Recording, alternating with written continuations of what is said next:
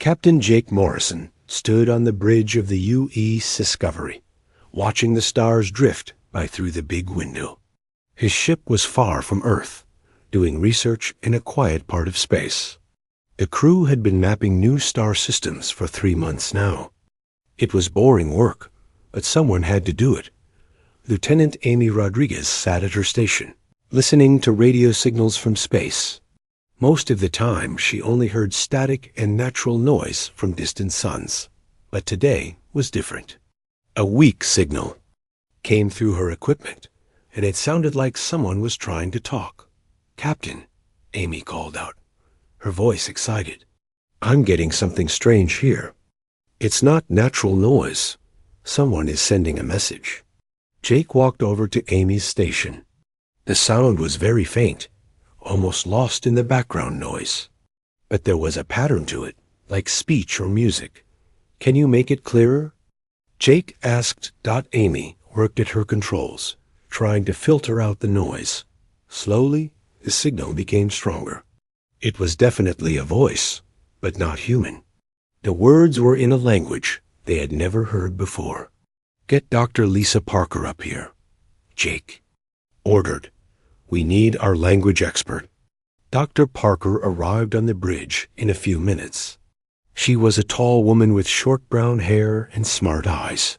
She had spent years studying alien languages, even though humans had only met a few other species. In space.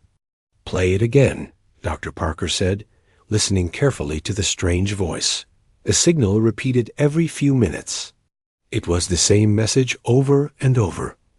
Dr. Parker worked with the ship's computer, trying to understand what the alien was saying. The computer had programs that could learn new languages by finding patterns in speech. After 2 hours of work, Dr. Parker looked up with a worried face. "Captain, I think I know what this is. It's a distress call." Jake felt his heart beat faster. "What kind of distress call?" "The computer has translated most of it. Listen to this." Dr. Parker pressed a button, and the alien voice played again. But this time, the ship's computer spoke the words in English. "This is the Caridian Alliance calling for help. We are being hunted. The Vrakth Empire is killing our people. They hunt us for sport. We beg any species who can fight to help us. We are peaceful people. We do not know war. Please help us before we all die." The bridge went quiet. Everyone stared at Dr. Parker in shock. "How far away is this signal coming from?" Jake asked. Dr. Parker checked her readings. "About 200 light years. From a star system we've never explored." 200 light years, Jake repeated. "That's a long way to send a message. They must be desperate." Amy spoke up from her station. "Captain, I'm getting more signals now. Different voices, but the same message. They're all calling for help." Jake made a decision. "Amy, record everything. Dr. Parker, keep working on the translation. I need to contact Earth Command right away." The captain went to his private office and opened a secure communication channel to Earth. It took several minutes for the signal to reach home and for Admiral Frank Collins to answer. Admiral Collins was an old soldier with gray hair and tired eyes. He had been in charge of Earth's space fleet for 10 years. "Jake, this is unexpected. What's your situation?" "Admiral, we've intercepted alien distress calls. A species called the Caridians is being hunted by something called the Vrakth Empire. They're asking for military help." Admiral Collins frowned. "Military help?" "Jake, we're not the space police. We barely know anything about the galaxy outside. Our own sector. Sir, they say they're being hunted for sport. Entire populations are being killed. If this is true, we can't just ignore it. Send me all the data you have. I'll review it and get back to you."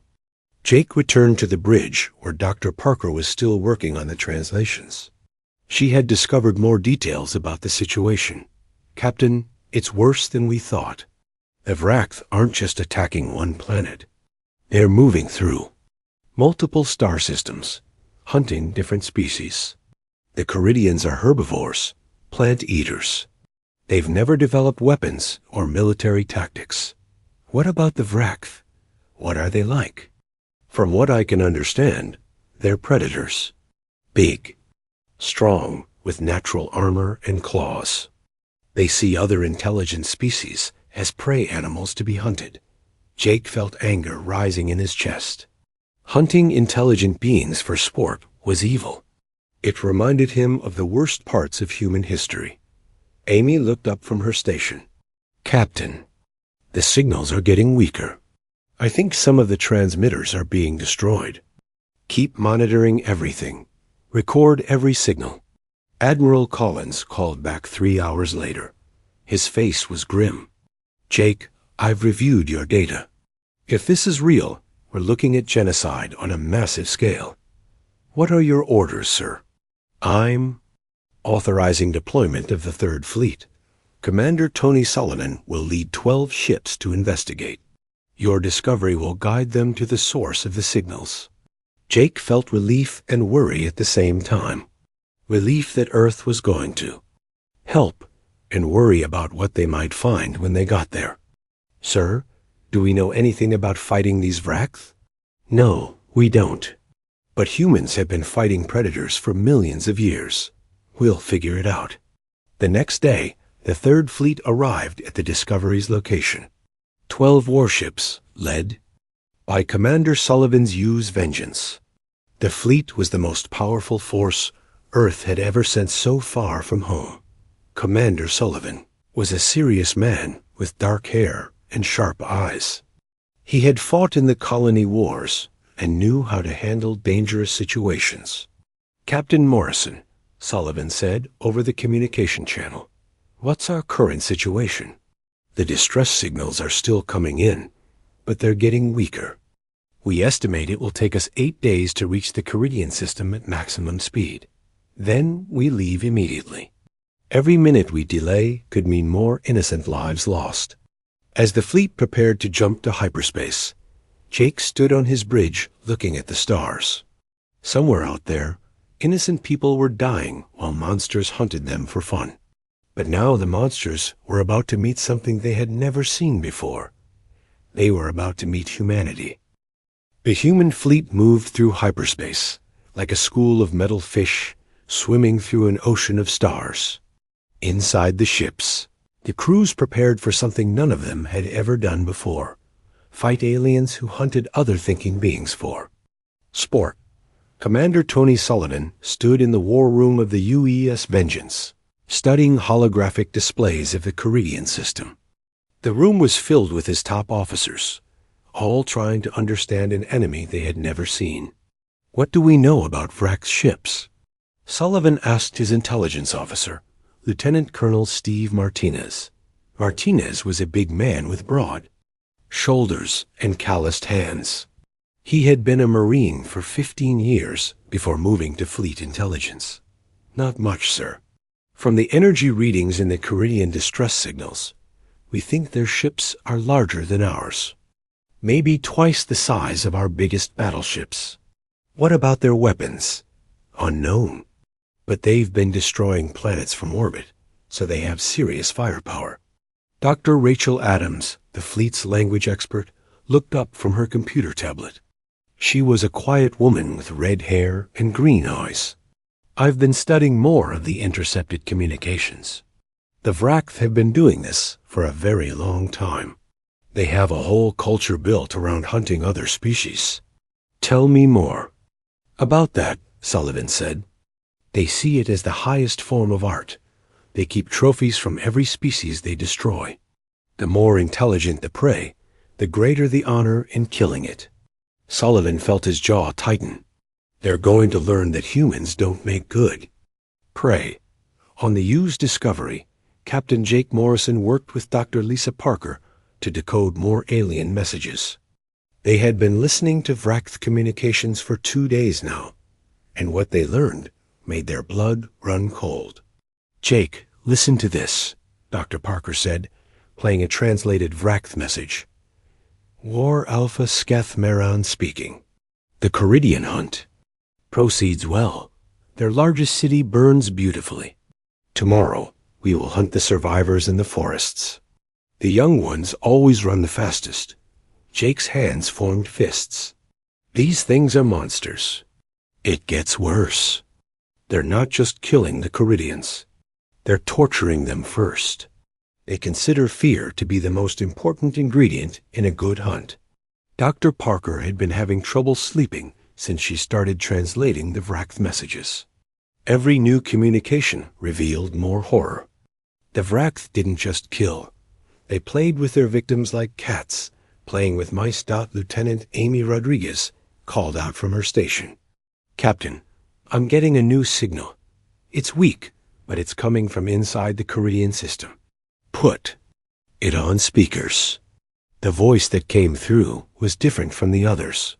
It was tired and full of pain, but still trying to be brave. "This is Captain Vorin of the science vessel Gentle Current. We are the last ship to escape the destruction of our home world. The Vract burned our cities and hunted our people through the streets. We are carrying 3,000 survivors, but our ship is damaged. We cannot run much longer." Dr. Parker worked quickly to open a communication channel.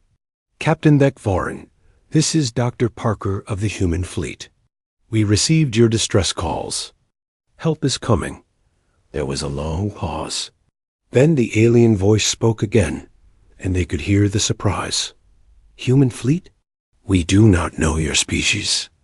Are you warriors? We are coming to help you. Can you tell us about the Vract ships? They are terrible. Huge black ships with many weapons. They move fast despite their size. The Vract themselves are twice as tall as we are, with armored skin and claws like knives. They are born killers." Dr. Parker looked at Captain Morrison with worry. "Jake, what if we're not strong enough? What if the Vract are too powerful for us? Then we'll find a way to win anyway. That's what humans do." On the U's Vengeance, Commander Sullivan met with his Marine commander, Lieutenant Colonel Martinez. The war room was filled with holographic displays, showing what they knew about Vract biology and technology. "Steve, I need to know if our Marines can fight these things hand to hand." Martinez studied the images of Vract warriors. They were huge reptilian creatures with natural armor plating and razor-sharp claws. "Sir, they're physically stronger than us. Bigger, tougher, with natural weapons. But they've never fought humans before. What's our advantage? Speed, teamwork, and tactics. These Vract sound like they rely on brute force and intimidation. They're used to hunting prey that runs away. We don't run away." Sullivan nodded. "I want every Marine trained in Vract combat scenarios. Use the holographic training systems. I want them ready to board enemy ships if necessary." "Yes, sir." "But, Commander, there's something else. The Vract have been doing this for centuries. They've never lost a fight. They don't know what defeat feels like, and will be their first lesson." Dr. Rachel Adams worked late into the night, translating more intercepted messages. The Vract communications revealed their battle plans, their ship positions, and their contempt for their prey. One message made her call Commander Sullivan immediately. "Sir, I've intercepted something important. The Vract are planning to finish off the last Caridian world tomorrow. They're going to use something called a cleansing fire to burn the entire planet." Sullivan's voice was hard as steel. "How long? Until we reach the system? 18 hours at maximum speed. We'll be too late if we maintain current course. Plot a jump directly into the system. We'll come out of hyperspace right on top of them. Sir, that's dangerous. We don't know what's waiting for us there. The Vract are about to commit genocide. I'd rather take the risk than let that happen." The news spread through the fleet quickly. The human ships increased speed, pushing their engines to the limit. In the Marine quarters, soldiers checked their weapons and armor. In the engine rooms, technicians made sure every system was running perfectly. On the bridge of the UES Discovery, Captain Morrison watched the hyperspace display count down the hours until they reached the Caridian system. Dr. Parker sat beside him, still translating Vract messages. "Jake, I've learned something about their culture. The Vract believe that fear makes meat taste better. They terrorize their prey before killing them because they think it improves the flavor. That's sick, but it might be their weakness. They're so focused on creating fear that they might not know how to fight an enemy that isn't afraid."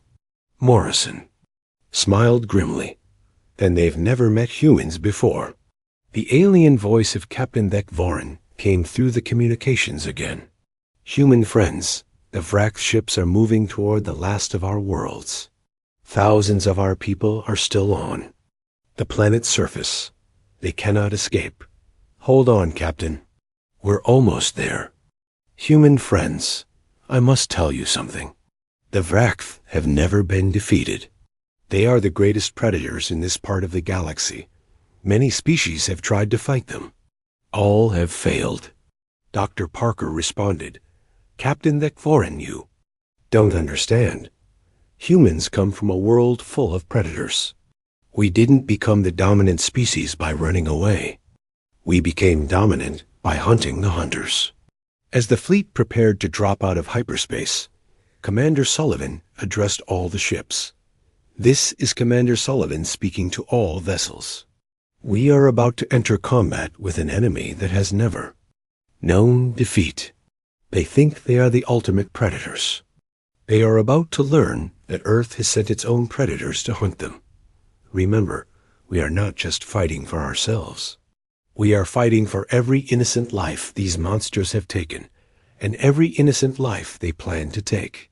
Show them what happens when they threaten the helpless." The countdown reached 0. The human fleet dropped out of hyperspace and into the Caridian system. What they saw there made every human heart burn with anger. The last Caridian world was burning. The human fleet appeared in the Caridian system like angry ghosts materializing from the void.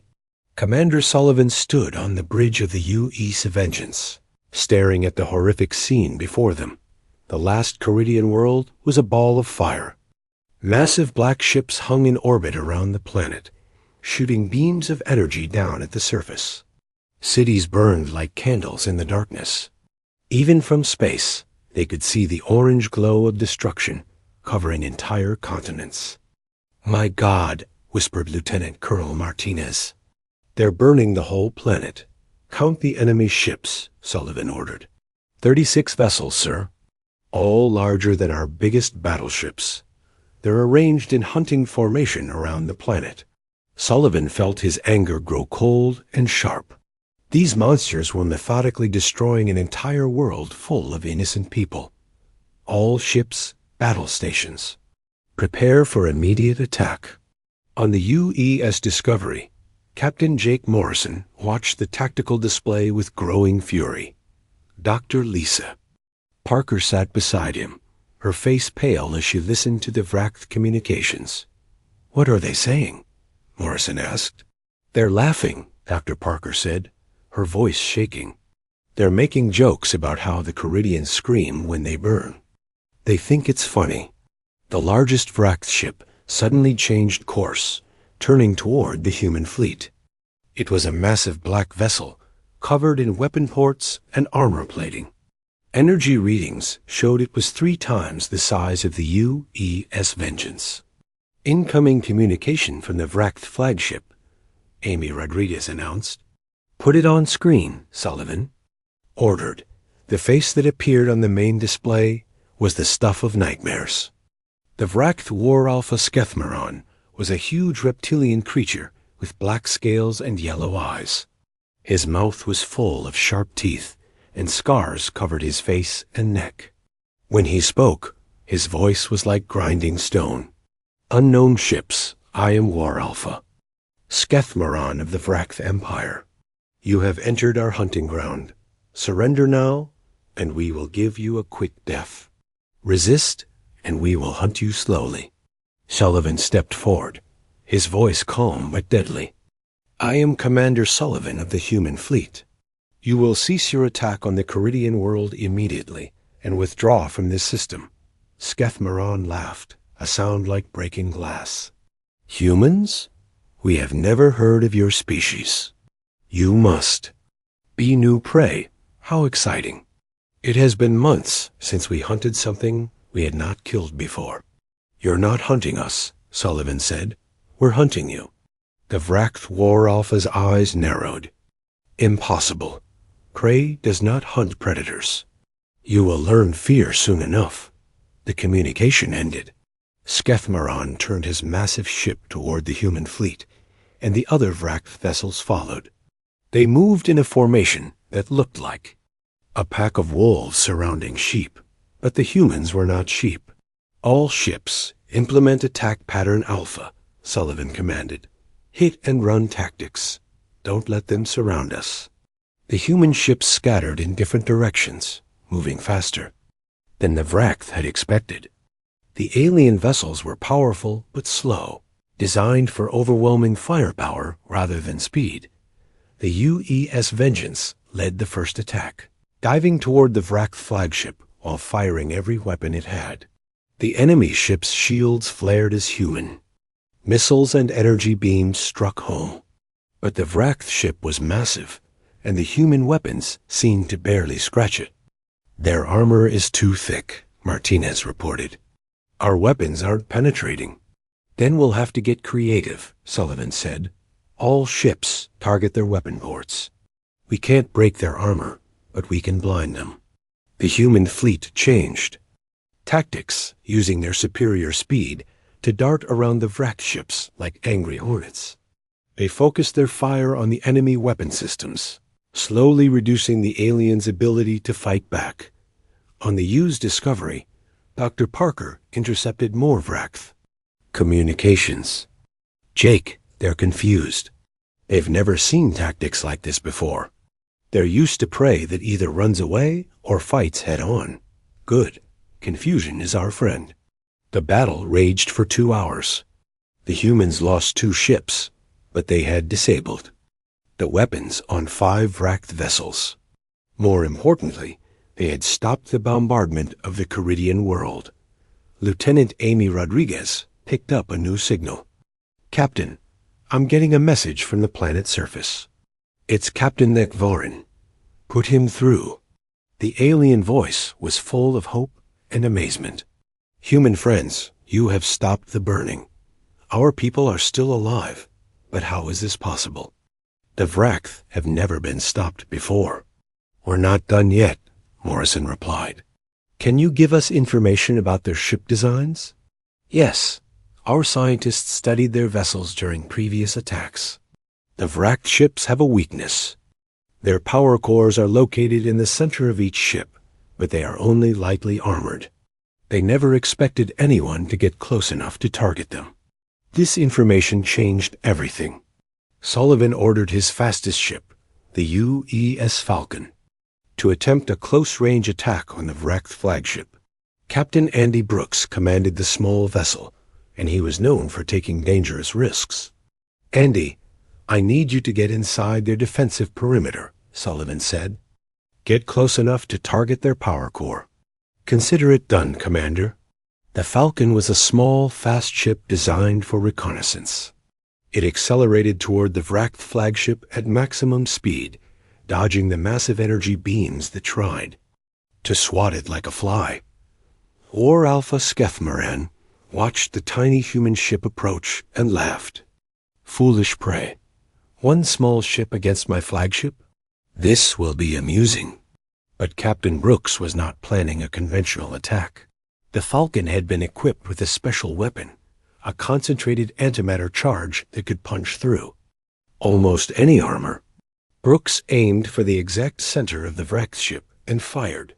The antimatter charge struck the flagship's power core and detonated. The explosion tore through the massive vessel like lightning through a tree. The Vract flagship broke apart in a ball of fire and metal. War Alpha. Skethmoran's last words were intercepted by Dr. Parker. Impossible. Prey cannot kill predators. The destruction of their flagship shocked the remaining wrecked ships. They had never seen their War Alpha defeated. For the first time in their species' history, they felt something they had never experienced before. They felt fear. The human fleet pressed their advantage. Using the same tactics that had destroyed the flagship, they began targeting the power cores of the other wrecked vessels. The aliens tried to retreat, but the human ships were too fast. On the UES Discovery, Marine Lieutenant Beth Carter suited up for a boarding action.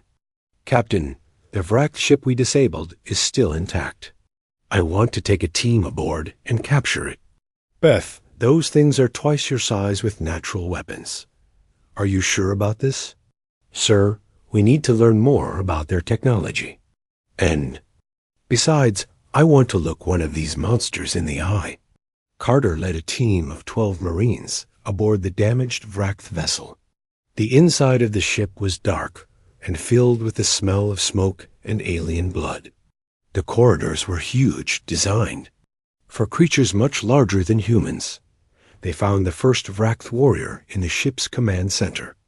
It was exactly as the Caridians had described, a massive reptilian creature with black scales and razor-sharp claws.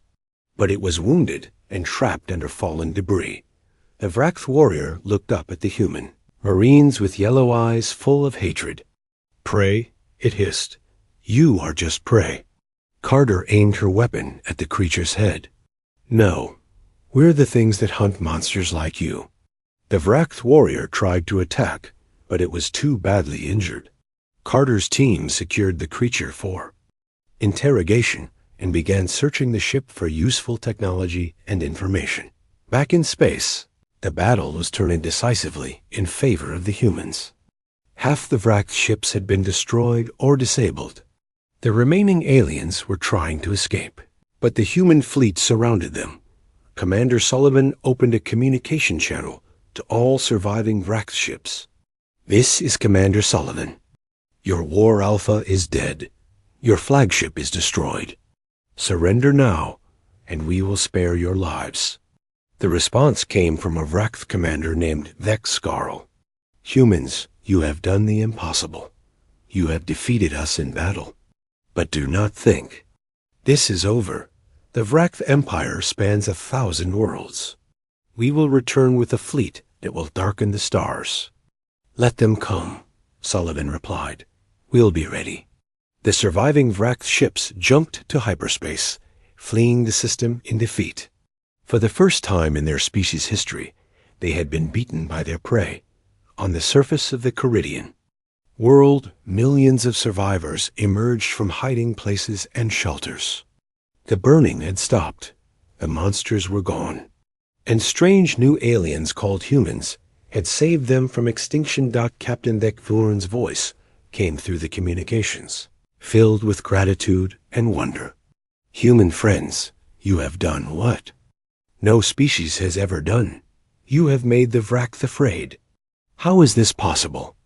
Dr. Parker responded, "Captain, humans come from a world full of predators.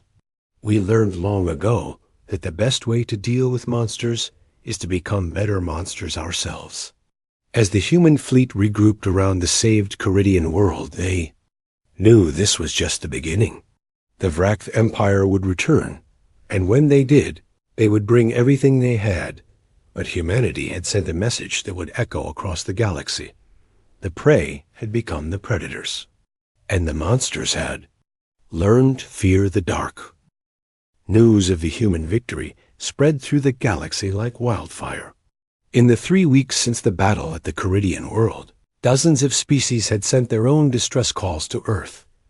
The galaxy was full of prey species that had been terrorized by the wrecked empire for centuries, and now they had hoped. Admiral Frank Collins arrived at the Caridian system with a massive fleet of reinforcements. His flagship, the UES Retribution, was the largest warship Earth had ever built. It was twice the size of the old wrecked flagship and packed with weapons designed specifically for fighting the alien predators. Captain Helen Sharp commanded the Retribution. She was a small woman with steel-gray hair, and eyes that had seen too.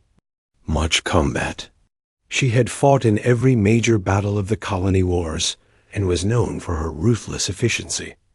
Commander Sullivan, Admiral Collins said as the two men met in the war room of the Retribution, "Your victory here has changed everything. The entire galaxy is talking about the humans who defeated the Vraxth." Sullivan looked tired. The past. 3 weeks had been spent helping the Caridians rebuild their world and interrogating captured Vraxth prisoners. "Admiral, we learned a lot from the prisoners. The Vraxth Empire is bigger than we thought. They control over 300 star systems. What about their military strength? At least 1,000 warships, maybe more. They have fortress worlds throughout this sector of the galaxy, and they're gathering their forces for a counterattack." Dr. Rachel Adams entered the war room carrying a tablet full of translated Vraxth communications. "Admiral, we've intercepted their military communications. They're calling what happened here the Great Shame. They've never been defeated before, and it's causing chaos in their empire." "Tell me more about this chaos," Collins said. "Their entire culture is based on being the ultimate predators. When we defeated them, it challenged everything they believe about themselves. Some of their commanders are demanding immediate revenge. Others are afraid to fight us again." Captain Jake Morrison joined the meeting, bringing reports from the planet's surface. "Admiral, we've been working with the Caridians to understand the scope of the Vraxth hunting campaigns. It's worse than we imagined." Morrison activated a holographic display showing the local star systems. Red dots marked worlds that had been attacked by the Vraxth. There were hundreds of them. They've been systematically hunting intelligent species for over 500 years.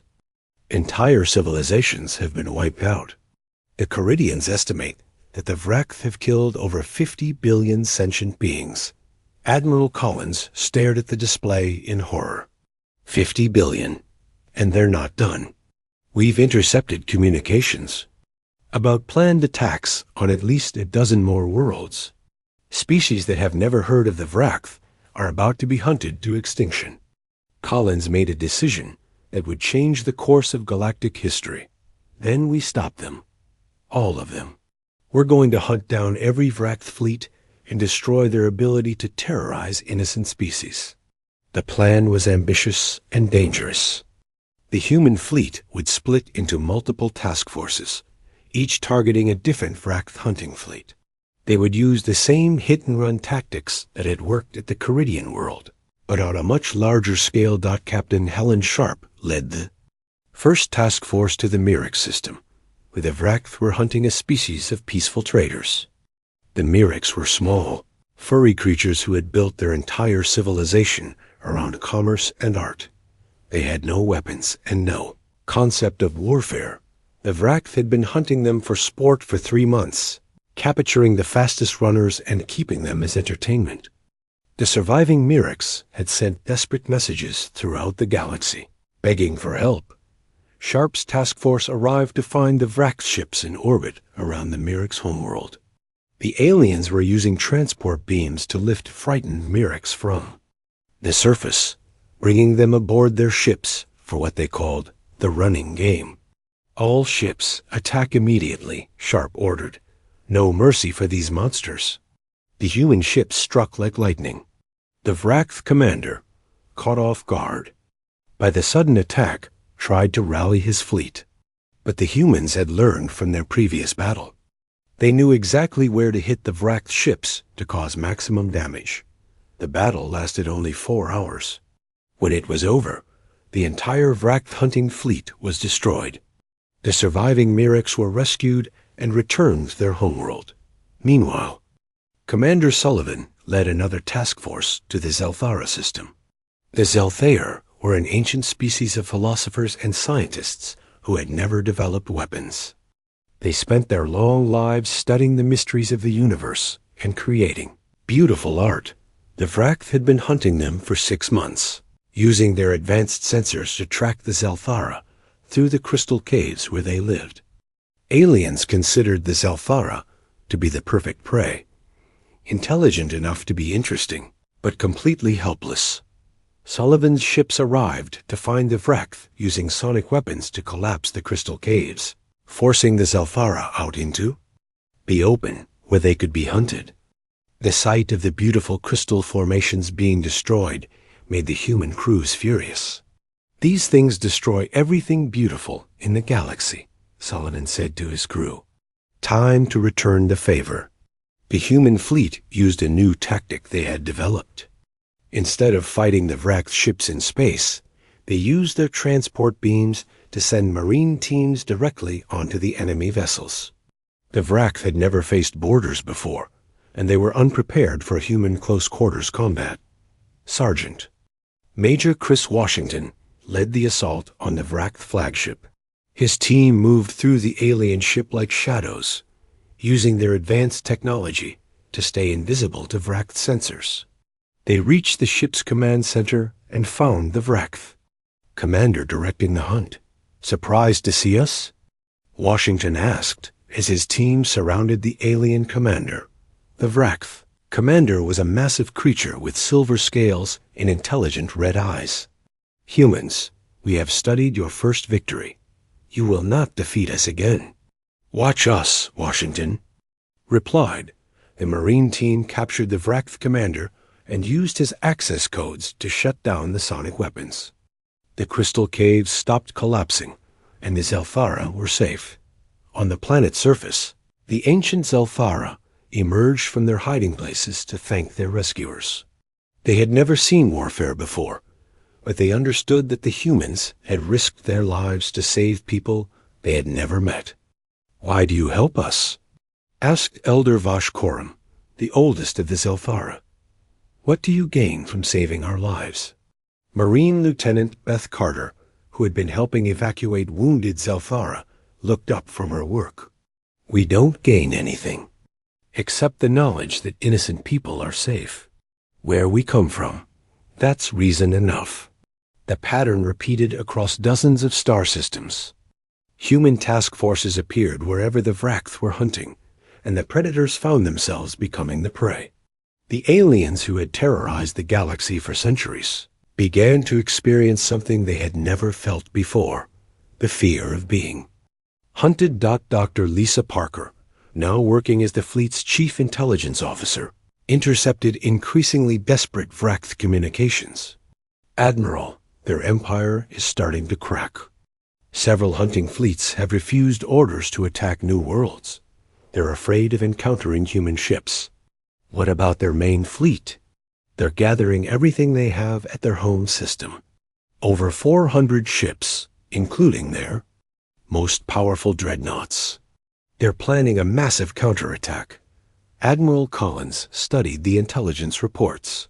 The Vract were becoming desperate, and desperate predators were the most dangerous kind. "Where is their home system?" "A star system called Skarlvek. It's heavily fortified with orbital weapons platforms and defense stations. They've been using it as their base of operations for over 1,000 years." Collins made another historic decision. "Then we take the fight to them. If we can break their power at the source, we can end this war once and for all."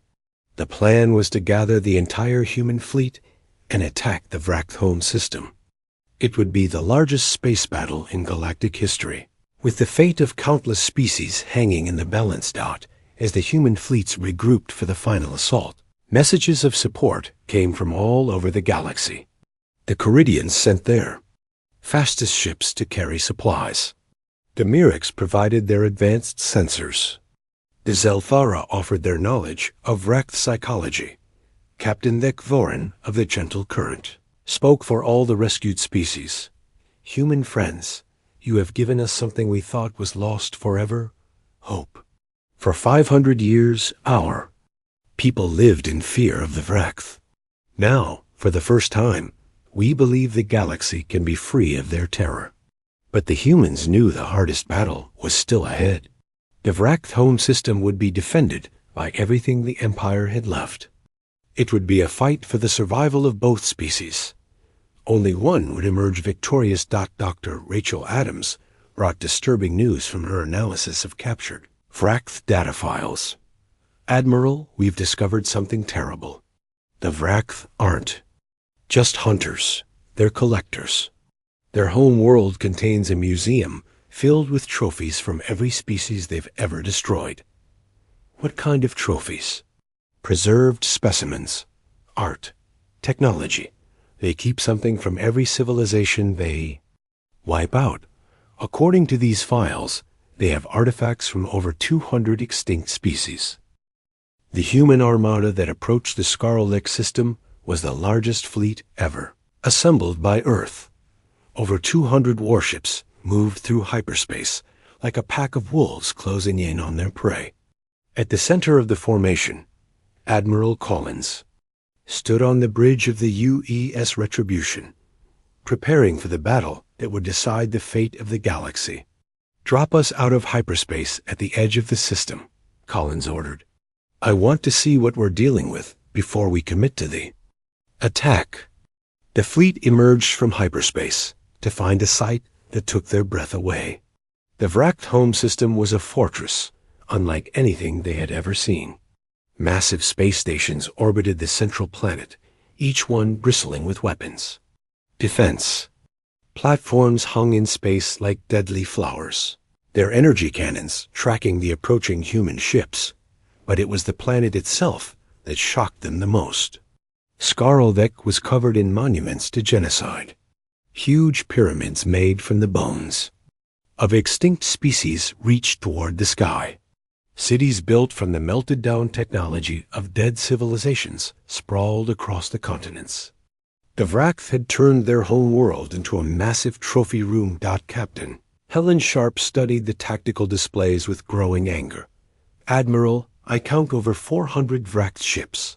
They're arranged in defensive formations around the planet. And those space stations, each one has enough firepower to destroy a fleet. What about the planet's surface?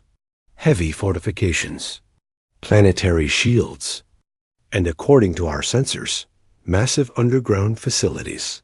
If we're going to break their power completely, we'll have to take the planet." Commander Sullivan joined the command conference via communication link from the UES Vengeance. "Admiral, we're intercepting Vract communications. They're calling this the final hunt. They plan to destroy us here, and then launch a campaign to hunt down every human world." Collins felt the weight of responsibility on his shoulders. If they failed, here, Earth itself would be the next target of Vract hunting fleets. "Then we don't fail. Signal all ships, begin the attack." The human fleet split into multiple attack formations, using the tactics they had perfected in dozens of smaller battles. They couldn't match the Vract in raw firepower, but they could outmaneuver them. The first wave of human ships struck the outer defense platforms, using their speed to avoid the heavy weapons while targeting weak points in the alien structures. Captain Andy Brooks, now commanding the new UES Falcon, led a group of fast attack ships against the Vract orbital stations.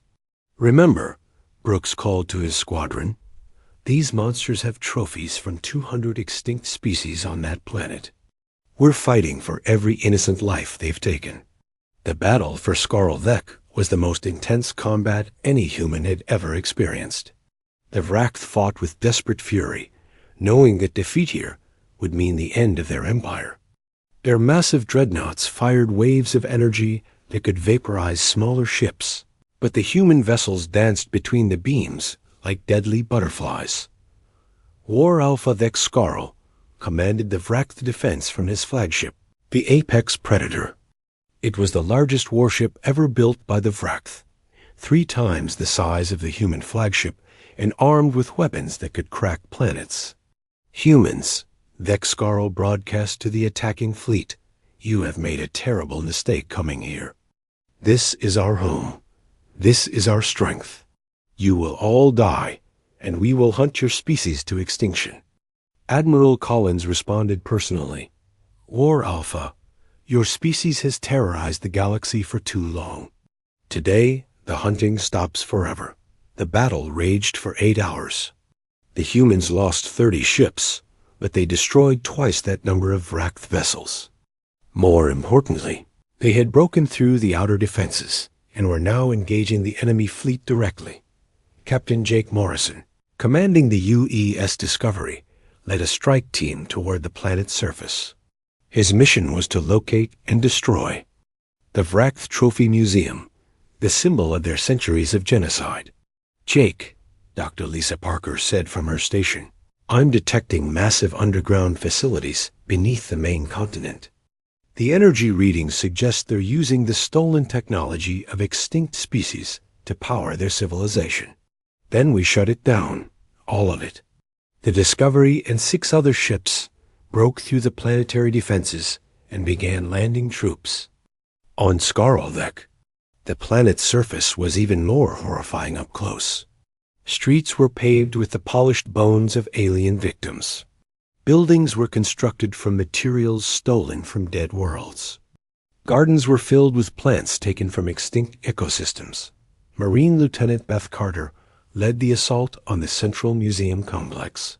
Her team moved through corridors lined with the preserved remains of intelligent beings, each display labeled with the date of extinction and details about the hunt.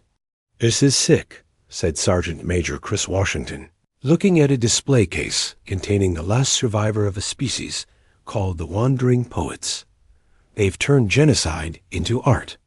"Not anymore," Carter replied, placing explosive charges throughout the museum. Time to give these victims some justice. Back in space, the battle was reaching its climax. The UES Retribution engaged the apex predator in single combat while the rest of the fleets fought around him. Captain Sharp used every trick she knew to avoid the massive alien ship's weapons while targeting its weak points. "Their armor is too thick," she reported to Admiral Collins. "We need to get inside their shields." Collins made a decision that shocked everyone on the bridge. "All power to engines." "We're going to ram them." "Sir, that's suicide." "No, it's victory. If we can get close enough, we can transport Marines directly onto their ship. Helen, get us right up against their hull." The Retribution accelerated toward the Vract flagship, taking massive damage but refusing to stop. At the last second, Sharp reversed engines and brought the human ship alongside the apex predator. The 2 vessels locked together in a deadly embrace. "All Marines, prepare for boarding action," Collins ordered the human Marines that boarded. The Vract flagship found themselves in a nightmare of alien architecture and hunting trophies. The corridors were filled with the skulls of sentient beings, and the air smelled of death and decay. War Alpha Vexcarl waited for them in the ship's command center, surrounded by his personal guard. The alien commander was even larger than the others, with golden scales and claws that gleamed like knives. "So," Vexcarl said when the Marines entered, "the prey comes to face the ultimate predator." Sergeant Washington stepped forward, his weapon aimed at the War Alpha's head. "You're not a predator. You're just a bully who's never faced real opposition." The final fight was brief but brutal. The Vract guards were powerful, but they had never faced humans in close combat. The Marines moved with precision and teamwork that overwhelmed the individualistic aliens. When it was over, War Alpha Vexcarl lay dying on the floor of his own command center. His last words were intercepted by Dr. Parker. "Impossible. The prey cannot defeat the predators. It goes against the natural order." "The natural order just changed," Washington replied. With their flagship captured and their War Alpha dead, the remaining Vract fleet began to surrender. Some tried to escape, but the human ships had surrounded the entire system. There was nowhere to run. On the planet's surface, Carter's team had destroyed the Trophy Museum and the underground facilities that powered the Vract war machine. Centuries of stolen technology and preserved genocide went up in flames. "Admiral." Collins stood on the bridge of the captured apex predator, looking out at the burning Vract home world. The empire that had terrorized the galaxy for 500 years was finally broken. Captain Deathworlders' voice came through the communications from the gentle current, which had followed the human fleet to witness the final battle. Human friends, it is done. The great terror is ended. The galaxy is free. But Collins knew their work was just beginning. Signal all human ships. We're establishing a permanent base here. The Vrath survivors will be relocated to a single world under guard. Their hunting fleets are finished, but we need to make sure they never rise again. Dr. Rachel Adams brought the final intelligence reports. Admiral, we've found the Vrath archives. They contain detailed records of every species they've hunted, including dozens that we thought were extinct. Some of them might still have survivors, hidden on remote worlds. Then we find them. We help them rebuild, and we make sure this never happens again. In the weeks that followed, representatives from across the galaxy gathered at the former Vrath home world. The Caridians, the Myrics, the Zelthara, and dozens of other species came to see the end of their ancient nightmare. Together, they established the Galactic Protection Alliance, with Earth as the military leader, but all species as equal members. The mission was simple: protect the innocent and prevent any species from ever again terrorizing the galaxy. Captain Morrison, now promoted to Admiral, addressed the gathered representatives. We've learned that the galaxy is full of peaceful species who just want to live their lives in safety.